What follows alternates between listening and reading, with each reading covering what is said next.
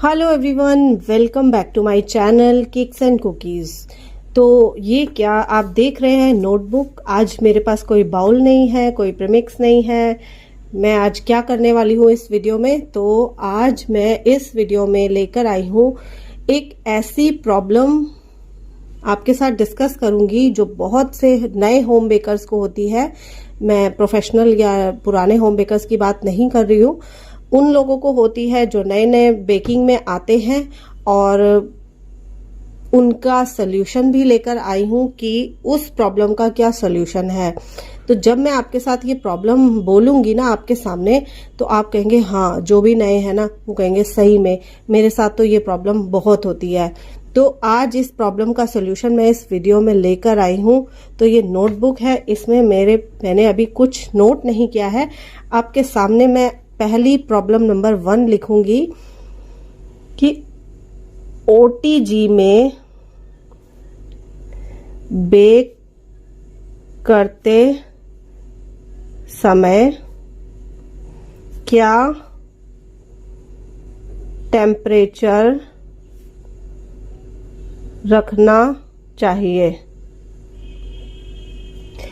इस main question का बहुत लोग आंसर चाहते हैं, क्योंकि YouTube पे इतनी सारी वीडियोस है ना, और आप देखेंगे ना, कोई कहता है कि 180 डिग्री पर 30 to 40 मिनट्स बेक करना है। कई चैनल्स, मैं भी बोलती हूँ 160 डिग्री पर मैं बेक करती हूँ और मैं 20 to 25 मिनट्स ही बेक करती हूँ। कोई कहता है 140, कोई कहता है 150। आखिर सही टेम्परेचर है क्या? यहाँ पर लोग कंफ्यूज हो जाते हैं कि सही टेम्परेचर क्या है, किस पर बेक करें। 180 डिग्री 30 to 40 मिनट्स कई लोग बेक करते होंगे, कईयों ने करके देखा होगा और उनका स्पॉन्ज जल गया होगा। सॉरी, राइटिंग पे मत जाना। स्पॉन्ज जल जाता है, अक्सर ये लोगों की प्रॉब्लम आती है। 160 डिग्री पर बेक करते हैं, कच्चा रह जाता है, ये भी प्रॉब्लम है। तो एक्चुअल में होता क्या है, कौन सा राइट टेम्परेचर है जो आपको सिलेक्ट करना है?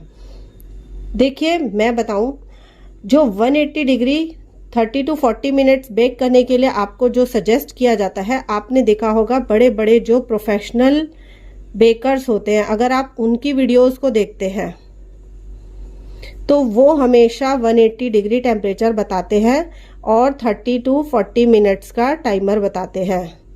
ऐसा क्यों होता है? क्योंकि जो उनके OTG अवन्स होते हैं वो बहुत बड़े बड़े होते हैं। वो होते हैं 50 to 60 लीटर्स या उससे भी अबव के, बहुत बड़े बड़े, क्योंकि वो प्रोफेशनली काम करते हैं। उनके पास 1-2 केक्स के ऑर्डर नहीं होते, वो तो बहुत ढेर सारे केक्स बनाते हैं। अब क्या होता है, जो होम बेकर्स होते हैं और जो खासकर नए नए होते हैं, मैं भी एक होम बेकर हूं, और मतलब इतनी ज्यादा बड़े लेवल का काम नहीं है मेरा, घर पे ही हूँ, हाउसवाइफ हूँ, क्योंकि शौक के लिए ये काम शुरू किया है। तो ऑर्डर्स बहुत ज्यादा नहीं आते, 1-2 आते हैं, कभी 4-5 केक के भी आ जाते हैं, कोई ओकेजन हो तो 8-10 केक के भी आते हैं, जिसके लिए हम लोग 1-2 दिन पहले से ही प्रिपरेशन स्टार्ट कर देते हैं। तो मेरा जो माइक्रोवेव OTG है, सॉरी, वो 25 लीटर्स का है और ये सस्ता भी आता है, लगभग 6 से 7 हजार में ये आ जाता है। जिनका बजट ज्यादा नहीं होता वो इस रेंज का OTG ले लेते हैं। मेरे पास भी ये वाला था, एक्चुअली मैंने बाय नहीं किया था, मेरे पास OTG गिफ्ट में आया था मेरे हस्बैंड को किसी कंपनी से। तो 25 लीटर्स का मेरा OTG है।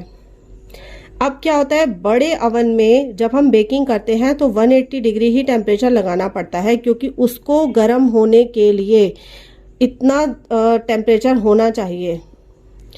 और जहां ये छोटा OTG है, बात करें छोटे OTG की, तो ये जल्दी गर्म हो जाते हैं। जैसे आपने देखा होगा कि हम लोग किचन में खाना बनाते हैं, कुकर या कढ़ाई लें, आप छोटी कढ़ाई लें और बड़ी कढ़ाई लें। छोटी कढ़ाई जो एक लीटर वाली होगी वो कितनी जल्दी गर्म हो जाएगी, और जो 5 से 10 लीटर वाली कढ़ाई लेंगे तो वो कितना ज्यादा टाइम लगता है उसको गर्म होने में। टाइम भी ज़्यादा लगता है, और फिर जब एक लेवल तक उसमें हीट मेंटेन, छोटी कढ़ाई में आप कम टेम्परेचर पे भी हीट अच्छी मेंटेन कर लेंगे, और बड़े वाले में आपको बहुत ज़्यादा हीट देनी होगी, टेम्परेचर भी बढ़ाना होगा, तभी वो बर्तन गर्म होगा और उसमें खाना पकेगा। आ गई समझ आपको बात? तो यही मेन मकसद है बताने का। अब क्या होता है, कई बार जब हम, अब मैं तो ज़्यादातर अपने OTG में 160 डिग्री पर ही बेक करती हूँ, और जो मैं टाइमर लगाती हूँ वो 20 से 25 मिनट्स का ही लगाती हूँ। अक्सर मैं 20 मिनट्स का लगाती हूँ, और 20 मिनट्स के बाद मैं उसको चेक कर लेती हूँ निकाल के अपने स्पॉन्ज को, कि वो टूथपिक डाल के हम उसे चेक करते हैं। अगर टूथपिक क्लीन है 20 मिनट्स के बाद ही, तो हमारा स्पॉन्ज जो है वो रेडी है। और अगर टूथपिक क्लीन नहीं है तो मैं 5 मिनट्स का टेम्परेचर और लगा देती हूँ उसमें, लेकिन 20 मिनट से पहले मैं नहीं निकालती। देखिए अब क्या होता है, कई बार 25 लीटर्स में भी शिकायत आई होगी कि हमारा जो स्पॉन्ज है वो कच्चा रह जाता है। अब ये प्रॉब्लम क्यों आती है? क्योंकि जो 160 डिग्री टेम्परेचर है मैं लगाती हूँ 1 पाउंड केक के लिए।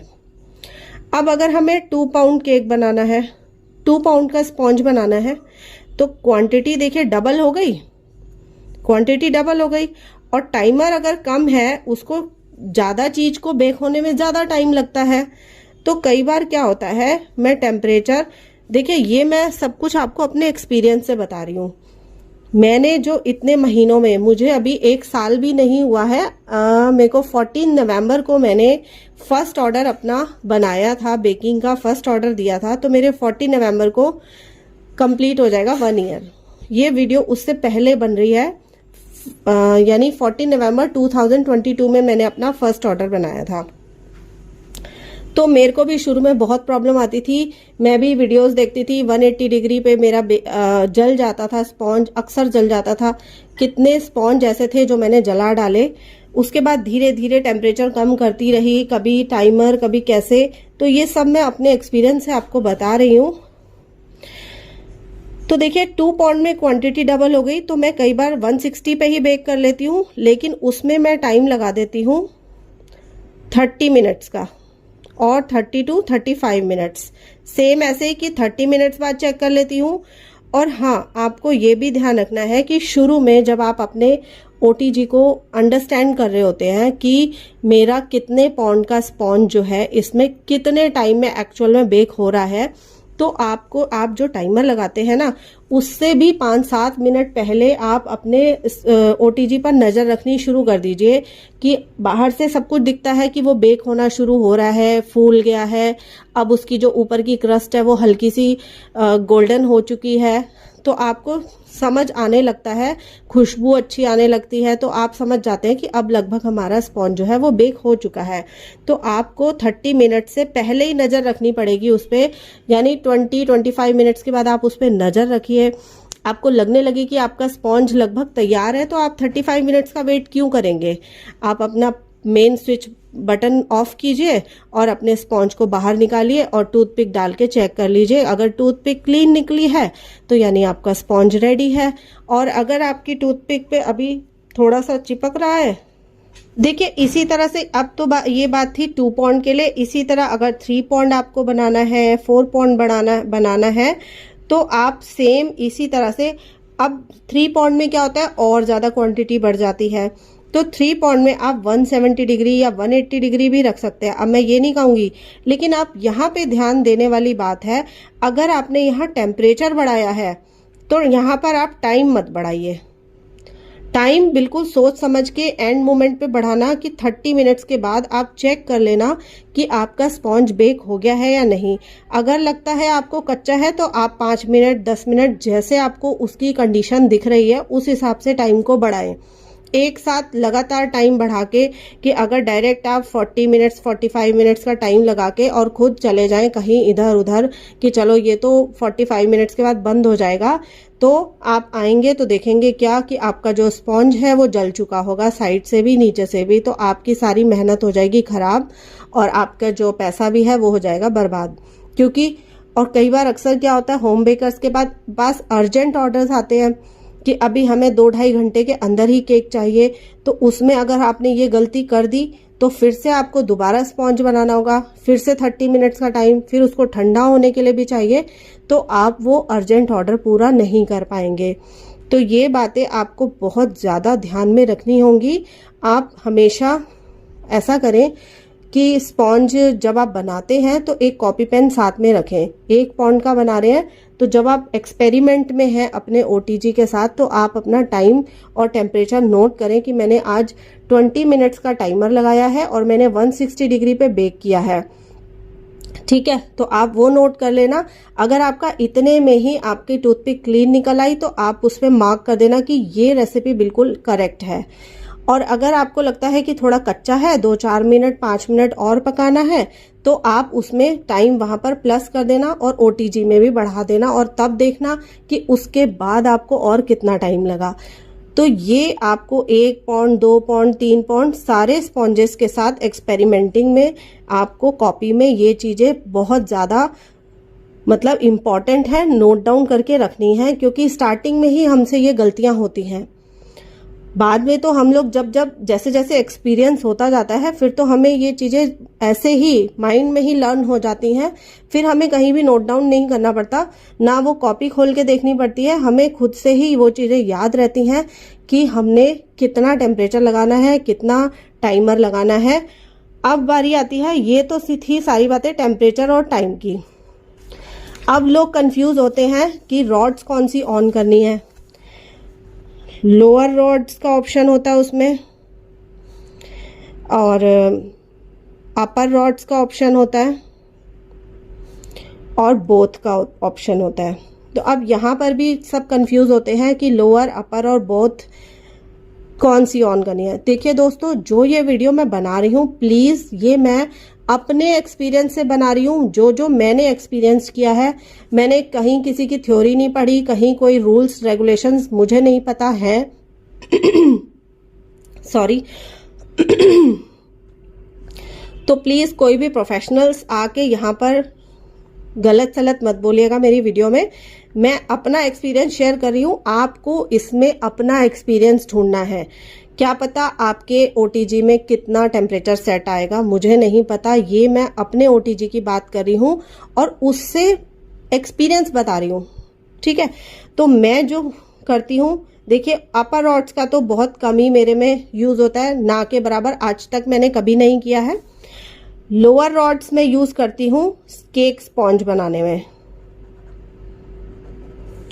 और मैंने एक बार एक्सपेरिमेंट के लिए कुछ टाइम तक बिस्किट्स ट्राई करे थे, तो उसमें मैंने जो ऑन करी थी बोथ रॉड्स। क्यों बोथ रॉड्स ऑन होती है? देखिए, ये ऊपर की रॉड और ये नीचे की रॉड, और जब इसके मिड में हम कोई चीज रखते हैं तो हमें मतलब जैसे अगर बिस्किट्स को बेक करना है तो इसका मतलब हमें टेम्परेचर ऊपर से भी देना है, ताकि जो बिस्किट की ऊपर की क्रस्ट है वो भी गोल्डन हो सके और नीचे की क्रस्ट है वो भी गोल्डन हो सके। लेकिन जब हम केक को बेक करते हैं स्पॉन्ज को, तो हम सिर्फ नीचे की रॉड्स ऑन करते हैं, लोअर रॉड्स। क्यों? क्योंकि हमें जो स्पॉन्ज है वो ऊपर से गोल्डन नहीं चाहिए, हमें सिर्फ स्पॉन्ज को नीचे से बेक करना है। बस नीचे से धीरे धीरे सेक लगे और वो स्पॉन्ज ऊपर आके फूले और बस बेक हो जाए, कच्चा ना रहे। अब बारी आती है मफिन्स की, कपकेक्स की।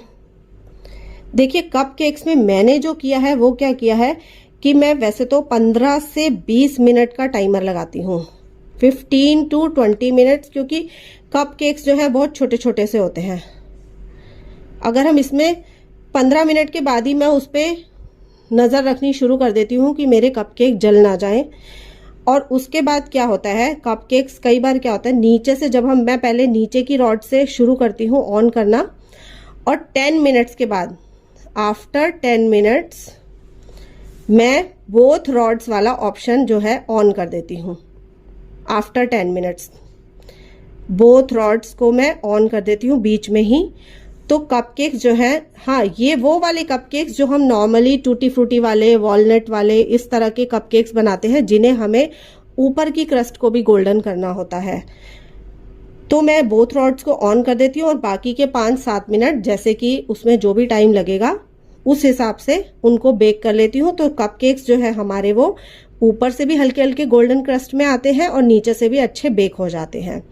लेकिन अगर आपको कपकेक्स बनाने हैं क्रीम वाले, जिसपे हमें क्रीम की आइसिंग करनी होती है, तो उसको हम लोअर रॉड्स पे ही बनाएंगे खाली। क्यों? क्योंकि हमें उसकी क्रस्ट को गोल्डन नहीं करना है और क्रीम से आइसिंग करनी है, तो उसके लिए हम सिर्फ लोअर रॉड्स पे बनाएंगे। तो ये थी बात केक्स, कपकेक्स, टेम्परेचर और रॉड्स को लेकर और टाइम को लेकर। तो मैंने अपनी तरफ से बहुत कोशिश करी है, अपना एक्सपीरियंस शेयर किया है। अगर आप लोगों के साथ भी सेम ऐसी ही प्रॉब्लम्स आती हैं बेकिंग के टाइम पे, आपका भी टेम्परेचर आपका भी ओटीजी अगर छोटा है या बड़ा है, जैसा भी है, आपको दिक्कत ना हो। मतलब मैंने यूट्यूब पे इतने कमेंट्स पढ़े हुए हैं ना इस चीज को लेकर, बहुत सारे पब्लिक जो है वो कंफ्यूज है ओटीजी में बेक करने के लिए। इसीलिए वो मेन जो अपना ऑप्शन चूज करती है, ज्यादातर वो गैस पे कुक करने का भी कर लेती है, वो भी इजी है। तवा रखिए या आप पतीला रखिए या आप कुकर रखिए, उसको अच्छे से प्री हीट कर ले, उसमें कोई भी स्टैंड रखिए जो स्टील के आते हैं वो रख के, या कोई कटोरी रख के उसके ऊपर अपना मोल्ड रखिए और ऊपर से एक थाली ढक दीजिए, उसको दबा दीजिए थाली को किसी भारी चीज से और बेक कर लीजिए। बेकिंग, उसमें भी बेकिंग के लिए हमें थोड़ा बहुत ध्यान रखना पड़ता है, यही कि फुल गैस पे बेक नहीं करना है। 5 मिनट के लिए फुल गैस रखना है और बाकी गैस वो सिम पे कर देना है ताकि वो भी ना जले। अक्सर क्या होता है, अगर आप सोचे कि फुल पे बेक कर लेते हैं, उसमें भी आपका स्पॉन्ज जल सकता है। तो दोस्तों, आज की वीडियो पसंद आई हो तो प्लीज लाइक करें, शेयर करें और कमेंट करके बताइए कि आपको वीडियो कैसा लगा, मेरे समझाना आपको समझ में आया या नहीं, या फिर कोई क्वेरी, कोई बात ऐसी रह गई है जो मैं इस वीडियो में नहीं बता पाई हूँ, तो वो आप कमेंट में पूछिए। अपने एक्सपीरियंस मेरे साथ कमेंट सेक्शन में शेयर कीजिए और मेरे चैनल को सब्सक्राइब कीजिए। मिलते हैं नेक्स्ट वीडियो में, तब तक के लिए बाय बाय।